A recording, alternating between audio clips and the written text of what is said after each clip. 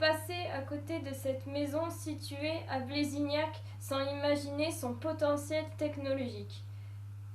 Son sous-sol renferme un moulin à eau semi-troglodytilique, un moulin historique emblématique de l'architecture templière dans la région. Alors nous sommes au moulin et à la chapelle du temple. La chapelle, vous la voyez derrière vous, et le moulin, on le voit un petit peu en contrebas derrière. Ça s'appelle le moulin de la chapelle du temple parce que ça a été construit par les Templiers donc au milieu du XIIe siècle. Un ouvrage pensé et conçu avec un seul objectif: utiliser au mieux l'énergie fournie par l'eau. Ils ont taillé toutes les parties, les canaux notamment, les chambres de roue, chambres de rouée dans le rocher, ce qui fait qu'en fait elles sont intactes aujourd'hui puisque la pierre c'est immuable.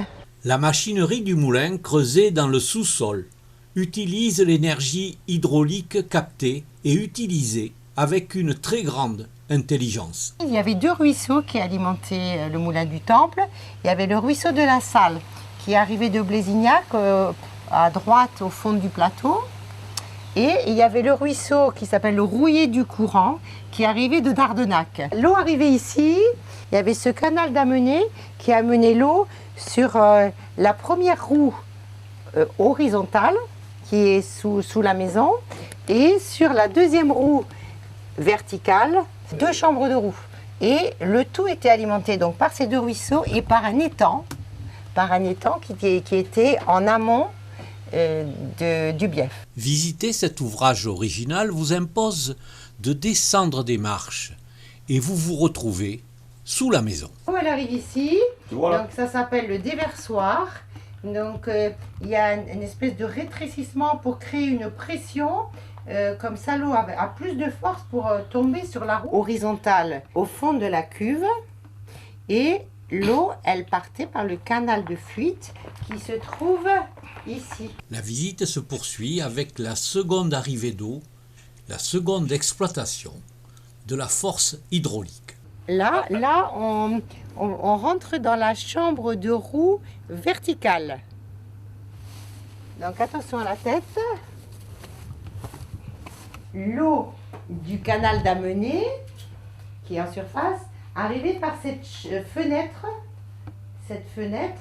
et venait faire tourner la roue verticale qui se trouvait ici.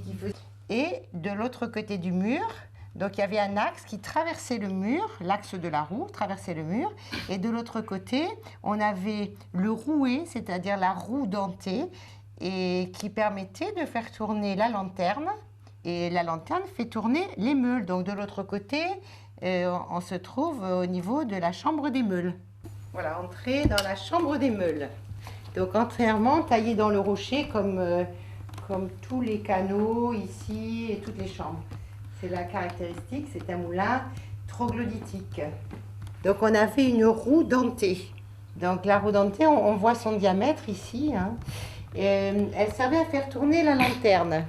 Et la lanterne, elle servait à faire tourner les meules qui étaient posées sur une carrée de chêne juste au-dessus. On a une deuxième chambre de rouée de l'autre côté, donc qui correspond à une époque plus récente. Construite, on a une demi-voûte. Il n'y a jamais eu de voûte complète, hein. C'est une demi-voûte. Il y avait un petit escalier, il y avait une porte au fond qui donnait sur la roue.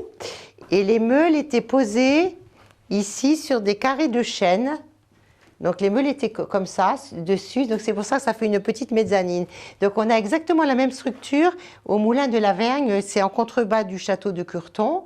Et là, il y a encore toutes les parties, c'est-à-dire il y a encore la roue, il y a encore les meules.